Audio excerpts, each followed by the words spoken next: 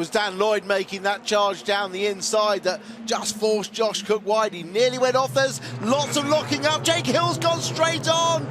Oh, a potential race winner. Cold tyres. He manages to get the car turned and back on, but cold tyres into that. Oh, now we've got a big call. That's Dan Lloyd. That's Dan Lloyd been turned. And that's Colin Turkington that's arrived on the scene as well. This is going to be an interruption for sure. It could well be a red flag. Others have gone off in avoidance. There is mayhem coming down over the brow of the hill. One of the Cupras there. Looks like Bobby Thompson's car has picked up a hoarding. So Jake Hill went off at Island Bend, possibly with help because it was so concertinaed. And then it's all kicked off coming over Hiltop. The safety car has been deployed straight away. That Cupra's going to have to pit with the quick fit hoarding around the front of it because it's going to be overheating like crazy. There it is. You can see it's the best way to advertise the championship sponsor. But Bobby Thompson's car's going to get very hot and bothered. But that was a big hit for Dan Lloyd. Yeah, it was a nasty hit. Any kind of car sort of spears back onto the track. It's always very worrying, and hopefully everyone's okay, but that was a nasty start. But it all started because of cold tyres, didn't it, into the island hairpin. As you say, the concertina effect, it may well have been that Hill was hit up the back, but there were several people locking up. He wasn't the only one struggling to stop the car. No, indeed. So Bobby Thompson is about to emerge from Deer Leap, and coming into the pit lane there is the Ford of Ash Sutton. Bobby Thompson carries on, but people are trying to overtake him, which they shouldn't. Bobby should be in the pit lane. Sutton's picked up grass by the look of it from an excursion as well, possibly in avoidance. We had one of the Astras involved in all of that, and it was Michael Crees' car. But Bobby Thompson is trying to weave around to dislodge that, and he can't do so. Michael Crees is okay and out of the Astra. With a wave to the crowd, he's all right, but big damage, certainly for Colin Turkington and Dan Lloyd there. Yeah, so Bobby Thompson trying to get that banner off the front of the car by driving on the side of the road. Best option is actually to run up behind the back of another car and hope it gets the air disturbs it enough to drop it off. But he may well have to make a pit stop. Ash Sutton made that pit stop to get the grass out the front. Well, there he is now, racing with Jake Hill. But he can't overtake him while we're behind the safety car. But I should think Ash Sutton came out the pit lane and is arguing with Hill about who was in front. Yes. And they're still arguing. They're still discussing it. Ash feels it's his place. It's really up to the teams to talk to race control, I guess, and decide it rather than the drivers. However, that's all happening at the back. Jake's pretty committed to being ahead for the moment. Yeah, he is. And even to the extent of moving over a little bit, Sutton looks to have relinquished. That's Dan Lloyd, who's out of his car, but pretty shaken because it was a big hit into the wall and then another hit when Colin Turkington arrived on the scene. The Token Medical Squad there as well to make sure that all the drivers are okay, and they'll go to the medical centre as a matter of routine. Michael Crees with his back to you. So the race continuing for the moment behind the safety car. Remember, there's a maximum of 3 laps we can add on, so we're looking at 18, but how many racing laps we therefore get out of this does remain to be seen. Yeah, Dan Lloyd looking a little winded perhaps, certainly a little shaken for sure, but a shame because he's been having a very good weekend and he made a good start to that race. He's still, we haven't got that banner off. That's Colin Turkington out of the car, which is good news. It was, as we said, a big hit, and it's taken Colin a lap or so to get clear of the car.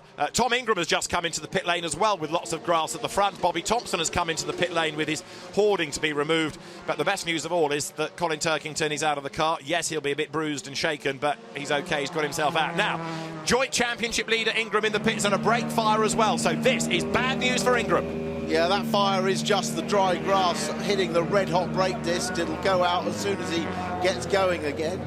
And Thompson has beaten him out of the pit lane. They just had to remove that banner, but they're going to be at the back of the field because everyone else has gone through. So there are the cars that need to be retrieved, so it's going to be quite a lengthy operation, this. Right, let's have a look at it all. Over Hiltop, look to the grass on the left. Dan Lloyd's got involved already with Ricky Collard by the look of it, and that spears him around. He's back in the road, and Colin Turkington has just nowhere to go. He hit the brakes as best he could. Others scatter. That's Ingram, look, on the grass on the left. That was a wild override. Michael Crees darts out of the way and then finds a car in his way, so you can understand why people were picking up the grass. But Turkington, you've got to feel for him because the car scattered left and right and he suddenly was confronted by Dan Lloyd's car. He had absolutely no chance. This is Michael Crees' car, so watch up the front and you'll see he's already slowing down. He's taken big avoiding action and just catches the back. I hadn't seen that second impact into the back of Lloyd's car. This is on board with Jade Edwards. looking from further back. She's going to be confronted with a whole load of action. She's backed right off, and got through cleanly. And just bear in mind, from Dan Lloyd's point of view, it was 3 hits, one in the wall, one with Turkington and Crees. The initial movement is just, look, I mean, in fairness, Ricky Collard is right on the edge of the road, and they just get squeezed. Bang. I mean, Camish was very close, just got through. There was the first hit then from Turkington, second hit into the side from Creasy, but just a nasty-looking accident, and I'm glad all the drivers have got out okay. And a really wild old ride for Ingram.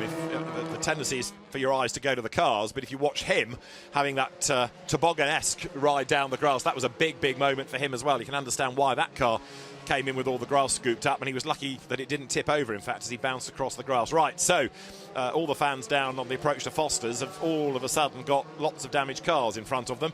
They're trying to be dragged out of the way. That's a big, big repair bill that WSR is facing. But one consolation, I suppose, it was the front right corner of a left-hand drive car, but it was still a sudden stop. Yeah, it was a sudden stop. I mean, it was, and you could see the brakes were locked up. Turkington was doing everything he could to stop the car. Nothing he could do, though. But that's going to be a dead BTCC graveyard, I'm afraid, for until the end of this race, and the teams can recover those cars. Well, it shuffled the order a bit, inevitably. It has brought Jason Plato to the top 10, Adam Morgan to 11th. We'll have a run through the order when we go racing once more, but you can see now on the graphic, Ash Han managing to get himself up into 8th place. Now, another replay of the start. This is Jake Hill. This is Jake Hill. Now, you watch, Lloyd will come, Cook, he doesn't make a particularly good start, and then Lloyd is on the inside of Cook, which sort of forces him a little bit wide. That just gives a little touch with Hill, who was lucky to stay on the track. And then, of course, Shedden, Camish and Butcher all get through on the inside. So Jake loses several places. He's then further involved up at the hairpin. If we stay on board, we may hear if he gets a whack up the back. He's had another touch on the right. I'll be quiet, let's hear if we can hear. Well, I didn't hear a hit up the back. Doesn't mean it didn't happen, of course. But he just couldn't stop the car. What that did serve to do was drop him away from the initial accident, of course. Yeah. Let's have another look. He's already locked up coming into view, but yeah, I mean, it could be the lightest of touches when you load it up like that. It could be.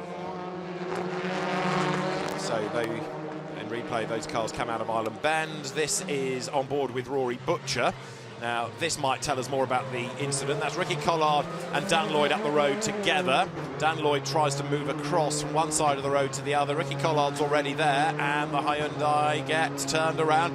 Bang, there's the first hit into the barrier. He comes across the road. Ricky picked up a bit of damage in avoidance. Then it all kicked off behind him. Yeah, I mean, I hate to say it, but Dan Lloyd knew that Ricky was there because they were already rubbing at the hairpin. Yeah. So when you know the car's there, the last thing you want to do is move over on it, and Ricky was on the extreme right-hand side of the track. So, hate to say it, but I think that was probably an error by Dan himself.